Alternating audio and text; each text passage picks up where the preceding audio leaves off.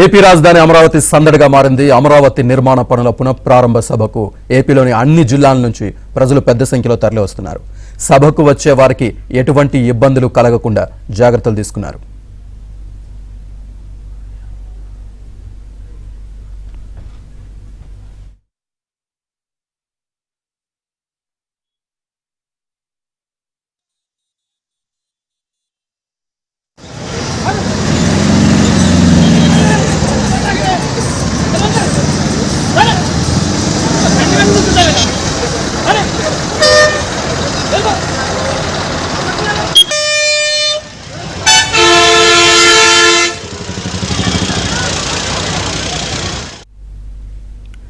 అమరావతి నిర్మాణ పనులకు మోదీ చేతుల మీదుగా శ్రీకారం చుట్టనున్నారు.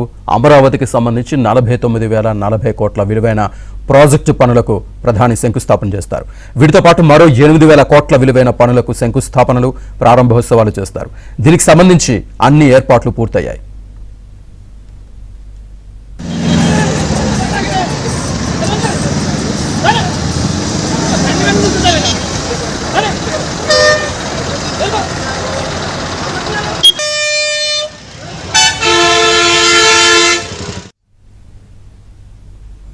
మధ్యాహ్నం ప్రత్యేక విమానంలో ప్రధాని మోదీ గన్నవరం రానున్నారు. గన్నవరం విమానాశ్రయం నుంచి హెలికాప్టర్లో వెలగపూడి చేరుకుని అక్కడి నుంచి రోడ్డు మార్గంలో సభావేదిక వద్దకు చేరుకుంటారు. ఈ కార్యక్రమంలో ముఖ్యమంత్రి చంద్రబాబు, ఉప ముఖ్యమంత్రి పవన్, పలువురు కేంద్ర రాష్ట్ర మంత్రులు పాల్గొంటారు.